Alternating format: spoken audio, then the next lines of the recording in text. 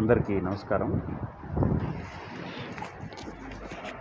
బిఎల్ఓలందరికీ ఈ ఎస్ఐఆర్ సంబంధించి బిఎల్ఓ చేయవలసినటువంటి పని పూర్తి విధానాన్ని ఒక్కసారి మీకు షేర్ చేయబోతున్నాను. ఇందులో కొంచెం ఓపికగా వినండి. ఇందులో తెలిసినంత వరకు పూర్తిగా ఎలా చేయాలి అనేది ఒక విధానాన్ని మనం ఫాలో అయితే కరెక్ట్గా మనం చేసుకోవచ్చు. ఇందులో ముఖ్యంగా మనం చేయవలసిన విధులు ఏంటంటే, మనకి ఎన్యూమరేషన్ ఫామ్స్ అనేది ఇచ్చి ఉన్నారు. ఇవి 2 సెట్లుగా మనకి ఇవ్వటం జరిగింది. ఈ 2 సెట్లలో మనకి చెప్పినటువంటి కండిషన్ ప్రకారం 2 సెట్లు వాళ్ళకి ఇచ్చేసి, వాళ్ళు ఫిలప్ చేసి ఇచ్చిన తర్వాత ఒక సెట్ని మనం వాళ్ళకి అక్నాలజ్మెంట్ రూపంలో ఇస్తాం.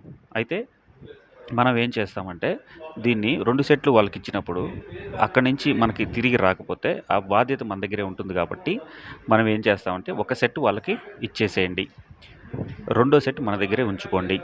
ఆ ఒక సెట్ వాళ్ళకి ఇచ్చిన తర్వాత వాళ్ళు ఫిలప్ చేసి మనకి ఇస్తారు కదా, దాని తర్వాత ఈ ఫిలప్ చేసి ఇచ్చిన ఫామ్ మనం తీసుకొని వాళ్ళకి ఖాళీ ఫామ్ మీద వాళ్ళు ఇచ్చినటువంటి ఇన్ఫర్మేషన్ రాసి మనం అక్నాలజ్మెంట్ రూపంలో ఇచ్చేస్తాం. ఒకవేళ తిరిగి ఇవ్వలేదనుకోండి, మనకి ఈ ఖాళీ కాగితం మన దగ్గర ఉంటుంది. ఓహో, పలానా వ్యక్తి మనకి ఇంకా ఇవ్వలేదు అనేది మనకు ఒక క్లారిటీ ఉంటుంది. సో ఇది ఒక సిస్టమ్. ఇంకొకటి, ఇందులో మనం వాళ్ళకి ఇచ్చిన కాగితం వాళ్ళే నింపి ఇవ్వాలా అనేటటువంటి ఒక కండిషన్ మనం పెట్టుకుంటే కష్టమైపోతుంది. మనం ఎలాగో వాళ్ళ ఇంటికి వెళ్తాం కాబట్టి అక్కడే వాళ్ళకి సంబంధించినటువంటి ఇన్ఫర్మేషన్ మనకిస్తే వెంటనే ఫిలప్ చేసి మనం తీసుకునే విధానం మంచి విధానం అవుతుంది. ఒకసారి దీన్ని ఎక్కువగా ఫాలో అయితే బెటర్ అవుతుంది. దీని తర్వాత ప్రాసెస్ ఏమిటి అనేది, ముందుగా మనం ఏదైతే ఎన్యూమరేషన్ ఫామ్స్ కలెక్ట్ చేసుకుంటున్నామో దానికి సంబంధించి ఆ ఫాము ఎలా వాళ్ళు ఫిలప్ చేయాలి, ఫిలప్ చేసిన కాగితాన్ని మనం ఏం చేయాలి అనేది చూద్దాం. ఇప్పుడు ఒక ఎగ్జాంపుల్ చూపిస్తాను మీకు. ఇది ఒక ఎన్యూమరేషన్ ఫామ్. ఈ ఎన్యూమరేషన్ ఫామ్లో పైన మనకి ఆ electoral role, BLO information, electoral role యొక్క ఇన్ఫర్మేషన్ ఉంటుంది. సో దాన్ని పక్కన పెడదాం, అదంతా మనకు తెలిసిందే. దీంట్లో మనకి 3 భాగాలుగా దీన్ని విభజించడం జరిగింది.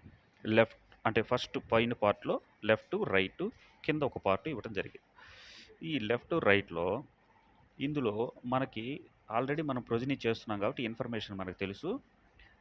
ఇక్కడ ఒక కేటగిరీ ఏంటంటే, ఆల్రెడీ ఎస్ఐఆర్ గత ఎస్ఐఆర్లో ఉండి, అంటే 2002లో ఉండి ఇప్పుడు కూడా ఉన్న ఓటర్లు ఎవరైతే ఉన్నారో వాళ్ళ యొక్క ఇన్ఫర్మేషన్ లెఫ్ట్ సైడ్, అనగా ఈ వైపు వాళ్ళ యొక్క ఇన్ఫర్మేషన్ రాస్తారు.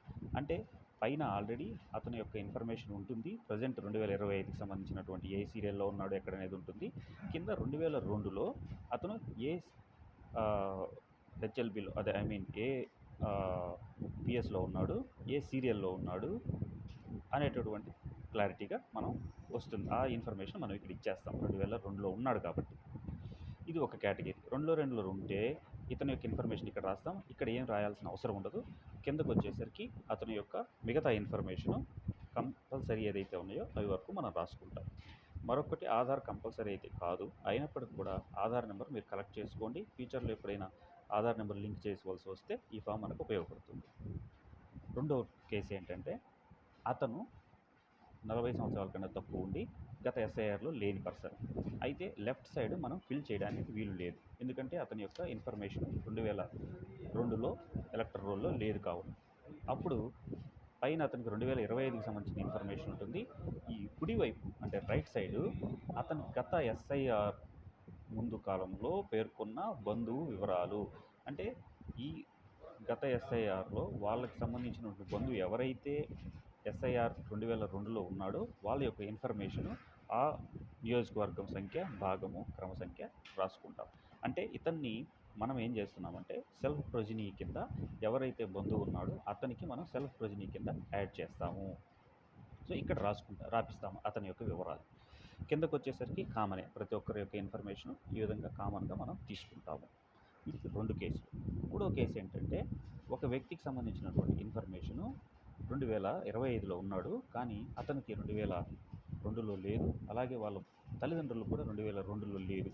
అంటే ఏమాత్రము అతనికి రెండు వైపులా అతనికి ఇన్ఫర్మేషన్ ఇచ్చే అవకాశం లేనప్పుడు మాత్రమే మనం యాప్లో అది అన్కలెక్టబుల్గా మనం చేసుకుంటాము.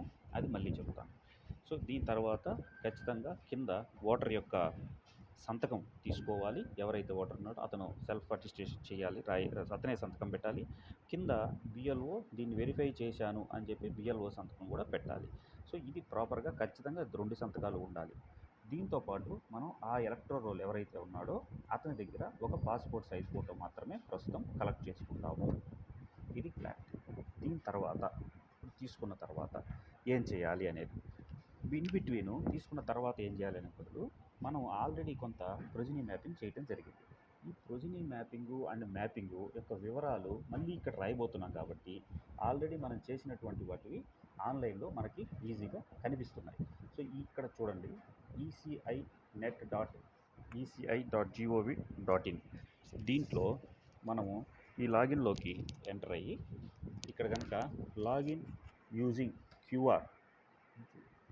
క్యూఆర్ అని కొడితే మనకి ఇక్కడ ఒక క్యూఆర్ కోడ్ జనరేట్ అవుతుంది. మన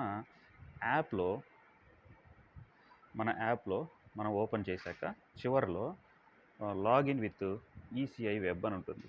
అక్కడ మనకి స్కాన్ విత్ క్యూఆర్ ఉంటుంది. ఇది కొట్టాక మనం దాన్ని కనుక ప్రాపర్గా స్కాన్ చేసినట్లయితే మనకి ఇక్కడ లాగిన్ అయిపోతాం. ఈ విధంగా లాగిన్ అవుతుంది.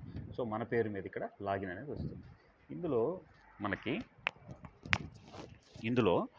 మనకి ఈ కింద ప్రీ ఎస్ఐఆర్ ఎలక్ట్రోల్ మ్యాపింగ్ అనేది ఉంది. సో దీంట్లోకి వెళ్ళామంటే మనం ఏదైతే మ్యాపింగ్ చేశామో ఇక్కడ చూడండి, వ్యూ ఈ ప్లేస్లో view pre SIR mapping with anomalous అని ఉంది. ఇది ఓపెన్ చేస్తే మనకి టోటల్గా మనం ఎవరినైతే మ్యాపింగ్ చేసామో వాళ్ళ పేర్లతో సహా వచ్చేస్తుంది. ఇక్కడ చాలా క్లారిటీ ఇవ్వడం జరిగింది. ఇదంతా కూడా గ్రీన్ కలర్లో ఉన్నదంతా కూడా 2025ది.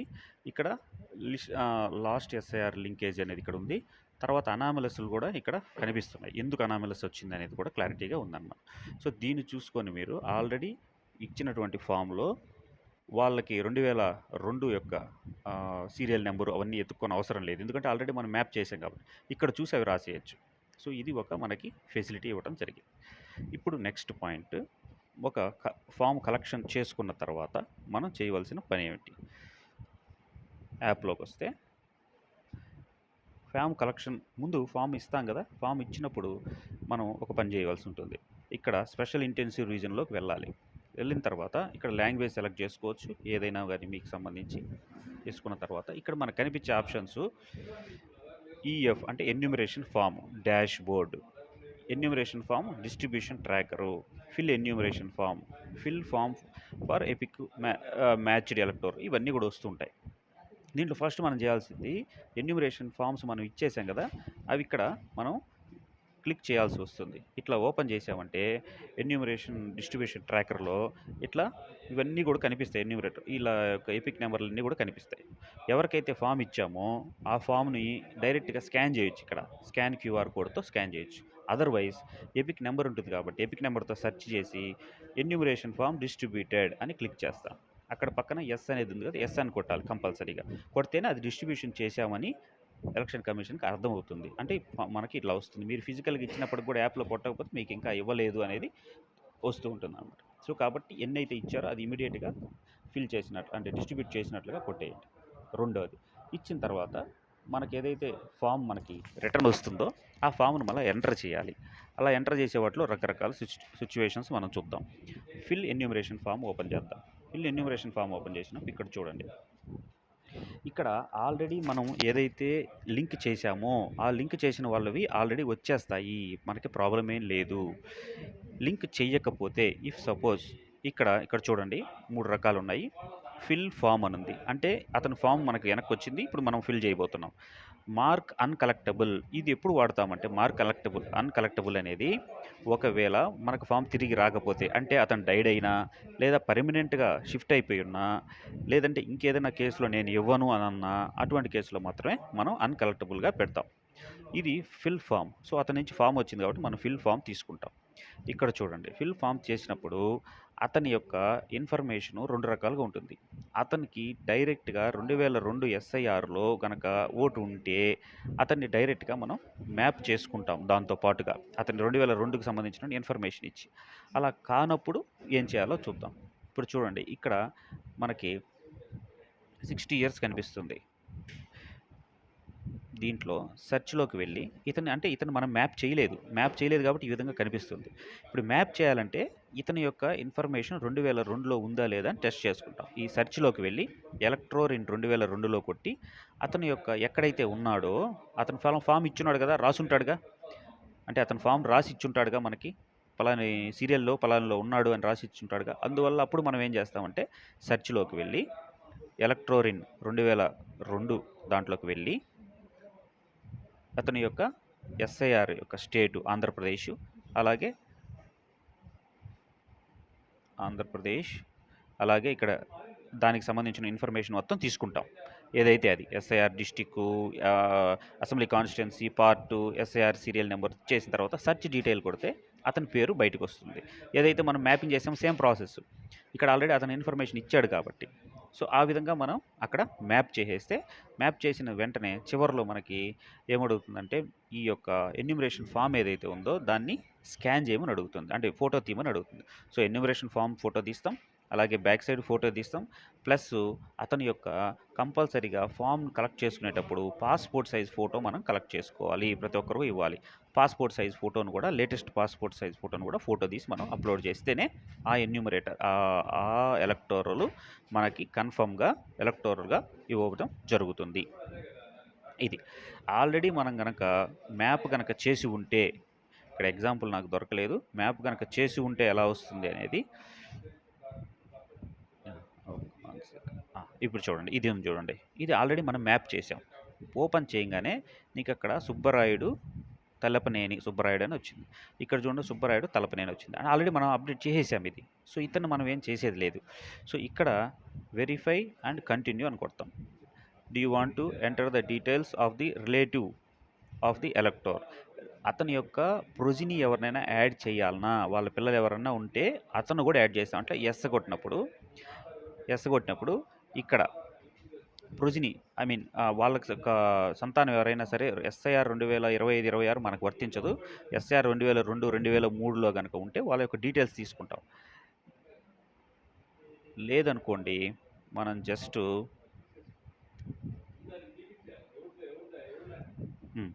మనం జస్ట్ ఏం చేస్తామంటే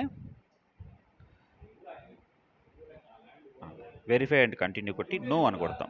నో అని కొడితే ఇంకా అతను ఫామ్ ఆల్రెడీ ఫిల్ చేస్తున్నాడు కాబట్టి అతని ఇన్ఫర్మేషన్ ఆల్రెడీ మ్యాప్ చేస్తున్నాడు కాబట్టి ఇంకా ఆ డేట్ ఆఫ్ బర్త్ కింద అడుగున్నాడు కదా, ఫామ్లో అడుగున్నటువంటి ఇన్ఫర్మేషన్ ఏదైతే ఉందో ఆధారు, ఎపిక్ నెంబరు, వాళ్ళ ఫాదర్ది, వాళ్ళ మదర్ది ఉంటే వాళ్ళది పెట్టేస్తాం.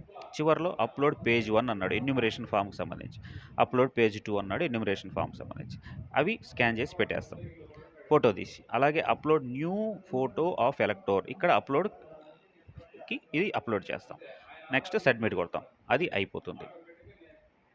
ఈ విధంగా ఎన్యూమరేషన్ ఫామ్ ఏదైతే ఫిల్ చేసున్నారో ఆ ఫిల్ అన్నిటిని కూడా ఈ విధంగా మనం చేసుకుంటూ వెళ్తాము. ఒకటి ఆల్రెడీ మ్యాప్ అయి ఉంటే ఈ విధంగా వచ్చేస్తుంది. మ్యాప్ కాని వాటిని ఇప్పుడు ఫ్రెష్గా మనం మ్యాప్ చేస్తాము. ఇది మనకి జరిగేటటువంటి కార్యక్రమం. ఇందులో ఈ విధంగా అన్నీ కూడా మనం చేయవలసి ఉంటుంది. ఇక్కడ మనకి సమస్య ఏంటంటే కొన్ని ఫామ్స్ రిటర్న్ రాలేదనుకోండి, వాటిని మనం ఏం చేస్తామంటే ఇక్కడ ఎన్యూమరేషన్ ఫామ్స్లో ఈ అన్కలెక్టబుల్ అని ఉంది. దీంట్లో ఇక్కడ చూడండి ఆల్రెడీ ఎన్రోల్డ్ అంటే డూప్లికేట్ ఓటర్స్ ఏదైతే ఉన్నారో ఆల్రెడీ ఎన్రోల్డ్ క్లిక్ చేసి వాళ్ళ ఎపిక్ నెంబర్ అడుగుతుంది. అంటే ఒకే దగ్గర 2 ఓట్లు ఉండొచ్చు, లేదా వేరు దగ్గర 2 ఓట్లు ఉండొచ్చు. ఒక ఎపిక్ నెంబర్ కొడతాము. ఇది మార్క్ ఎన్రోల్డ్గా అంటే మనం చేయలేము కాబట్టి ఆల్రెడీ ఎన్రోల్డ్ అని పెడతాం. డెత్ కేసులు, డెత్ అయితే డెత్ అని పెడతాం. పర్మనెంట్లీ షిఫ్టెడ్, అన్కలెక్టబుల్ ఆబ్సెంట్, తర్వాత వచ్చేసి refused to give enumeration form. So, ఇవన్నీ కూడా దాని యొక్క రీజన్స్. వాటికి కూడా మనం ఏం చేస్తామంటే ఆ ఫామ్ని యొక్క సిగ్నేచర్ తీసుకుంటాం కాబట్టి ఎవరో ఒకరి దగ్గర డైట్ అయిందంటే వాళ్ళ ఫ్యామిలీ మెంబర్స్ దగ్గర తీసుకుంటాం కాబట్టి ఆ డైడ్ అని రాసుకొని ఆ ఫామ్ని కూడా అప్లోడ్ చేసుకుంటాం మనం.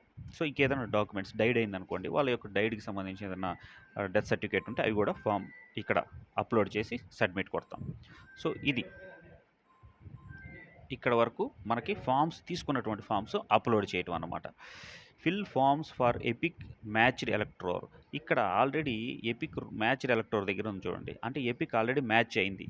అంటే దీని అర్థం ఏంటి? ఆల్రెడీ 2002లో ఉన్నాడు, 2025లో కూడా ఉన్నాడు. ఫిల్ ఫామ్స్ ఇక్కడ చూడండి, ఆల్రెడీ మ్యాచ్ అయిపోయిన వీళ్ళంతా సిస్టమే జనరేట్ చేసి మ్యాప్ చేసింది అనమాట ఇవన్నీ. సో వీటన్నిటిని యొక్క డైరెక్ట్గా మనం తీసుకొని మనం చేసినప్పటికి కూడా వాళ్ళ యొక్క కన్సెంట్ అవసరం కాబట్టి బిఎల్ఓ ఫిలప్ చేసినటువంటి డీటెయిల్స్ ఈ డీటెయిల్స్ ఒకటా లేదా అని చూసుకొని కన్ఫర్మ్ చేసుకోవటమే, అంతే మనం దీంట్లో వరకు మనం చేయగలిగేది. ఇక్కడ చూడండి, మైగ్రేటెడ్ ఎలక్ట్రోర్ ఫ్రమ్ లాస్ట్ ఎస్ఐఆర్, ఇక్కడ స్టేటస్. ఇక్కడ ఏదైనా అక్కడ మైగ్రేటెడ్ అవి ఏదైనా పెట్టుంటే దీంట్లోకి వస్తాయని నేను అనుకుంటున్నా, ఇది ఓపెన్ కాలేదు కాబట్టి. సో ఇవన్నీ కూడా నెక్స్ట్ ఆన్లైన్లో కానీ ఎవరైనా ఫామ్ ఫిలప్ చేస్తుంటే ఇక్కడ మనకు కనిపిస్తాయి. ఆన్లైన్లో కూడా చేసుకునే అవకాశం ఇచ్చారు కాబట్టి ఇక్కడ కనిపిస్తాయి. ఇక్కడ verify filled enumeration form unmap the elector, sorry reverify, ఏదైనా రీవెరిఫై చేయాలనుకుంటే అక్కడ చేసిన తర్వాత లాస్ట్లో మనకి ఇక్కడ వస్తుంది, దాంట్లో మనం అవకాశం ఉంటే చేసుకుంటాం అవసరమైనప్పుడు. సో ఇది, సో ఈ ప్రాసెస్లో మనము ఇంకొకటి చేయగలసింది ఏంటంటే, ఈ ఎలక్టోరల్స్ ఏదైతే 2025 ప్రకారం ఉన్నారో వీళ్ళందరికీ కూడా మనము ఏఎఫ్టి అంటే absent a shifted ASDD, absent shift died and duplicate, ఈ లిస్ట్ మనం రాసుకోవాలి. ఏఎస్డిడి లిస్ట్ మనం ప్రిపేర్ చేసుకోవాలి. సో ఈ ప్రిపేర్ చేసుకుంటే మనకి ఎన్నైతే వచ్చాయో రిమైనింగ్ ఎన్ని రావాలనో మనకు ఒక క్లారిటీ వస్తుంది. అది మళ్ళీ కూడా అప్లోడ్ చేయవలసి ఉంటుంది. సో దాన్ని గుర్తుపెట్టుకోండి. ఇంకొకటి ఏంటంటే, ఇవన్నీ ఇచ్చేటప్పుడు మనకి తీసుకున్న తర్వాత ఈ డాక్యుమెంట్ అనేది జాగ్రత్తగా పెట్టుకోవాలి. ఇదంతా అయిన తర్వాత అంటే జూన్ 15 నుంచి స్టార్ట్ అయింది కాబట్టి జూలై 14 దాకా ఇది జరిగిన తర్వాత, దీని తర్వాత మనకి ఈ అనామలీస్ అయితేనేమి, మనం మ్యాప్ చేసిన తర్వాత కూడా ఫాదర్ నేము లేదంటే హస్బెండ్ నేమ్ అట్లా పడటం కానీ, ఇవన్నీ కూడా అనామలీస్ వస్తాయి, ఇవన్నీ మ్యాప్ చేసిన తర్వాత కూడా. సో ఇవన్నిటికి కూడా తర్వాత డ్రాఫ్ట్ రోల్ వచ్చిన తర్వాత మనకి ఇవి నోటీసులు జనరేట్ అవుతాయి. ఎవరినైతే మనం మ్యాప్ చేయలేకపోయామో వాళ్ళందరికీ కూడా నోటీసులు జనరేట్ అవుతాయి. ఈ నోటీసులు ఇచ్చిన తర్వాత ఆఫ్టర్ జూలై 14 అప్పుడు మనము ఎవరికైతే ఎలక్టోరల్లో రాలేదో వాళ్ళ పేర్లు నోటీసులు వచ్చినప్పుడు వాళ్ళకి నోటీసులు ఇచ్చి, అప్పుడు ఏదైతే మనకి ఈ ఫామ్ వెనకాల ఇచ్చినటువంటి ఇన్ఫర్మేషన్ ప్రకారము, ఈ ఏజ్కి సంబంధించిన ఇన్ఫర్మేషన్ ప్రకారము ఉందో దానికి సంబంధించినటువంటి ప్రూఫ్లు మనం తీసుకొని మళ్ళీ నెక్స్ట్ ప్రాసెస్లో అప్పుడు ఇచ్చినటువంటి యాప్ ప్రకారం మనం అప్లోడ్ చేయగలటం జరుగుతుంది. సో కాబట్టి ఇది నెక్స్ట్ ప్రాసెస్ అనమాట. నోటీసులు ఇవ్వటం, వాళ్ళ ప్రూఫ్లు తీసుకోవడం అనేది నెక్స్ట్ ప్రాసెస్. ఇప్పుడైతే కేవలం మనం ఫామ్స్ ఫిలప్ చేయటం ద్వారా మనం మ్యాప్ చేయాలి. ఇది ఖచ్చితంగా ఎలక్షన్ కమిషన్ ప్రకారం 95% జరుగుతుందని, మిగతా 5% మాత్రమే మనం నోటీసులు ఇవ్వాల్సి ఉంటుందని చెప్పడం జరిగింది. సో కాబట్టి అప్రాక్సిమేట్గా 95% వస్తుంది. కాబట్టి అందరూ కూడా ఈ విధంగా చేసుకోండి అని సూచనలు చేయటం జరిగింది. సో ఇంకేదన్నా సరే దీంట్లో సజెషన్స్ ఉంటే మనం ఎప్పటికప్పుడు డిస్కస్ చేసుకుంటూ ఉందాం. ఓపికగా విన్నందుకు ధన్యవాదాలు. దీనికి ఎంతో కొంత మీకు అవగాహన వచ్చిందని నేను అనుకుంటున్నాను. Thank you.